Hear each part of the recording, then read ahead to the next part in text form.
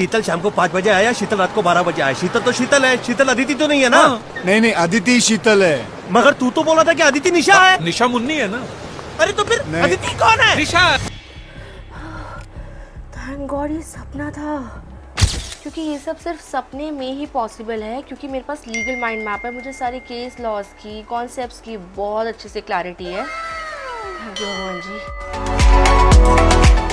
Legal mind map एक sorted तरीके से सारी प्लेलिस्ट है, जिसमें हमें सारी चीज़ें विद एग्जांपल्स और केस लॉ के साथ समझाई जाती है।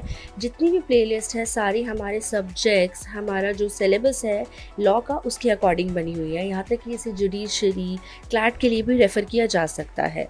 अगर किसी भी बच्चे को कोई भी डाउट होता है, कोई भी स्टूडेंट कुछ कमेंट करता है, तो उस चीज़ का आंसर भी मिलता है, उस चीज़ का डाउट भी सॉल्व होता है। चाहे तो आप खुद आजमा के देख लीजिए। एंड नॉट ओनली दिस, इनके नोट्स भी बहुत ईजी लैंग्वेज में होते हैं, एंड वो भी बिल्कुल फ्री। क्या बात है सर, क्या बात है सर, क्या बात, ये बात है।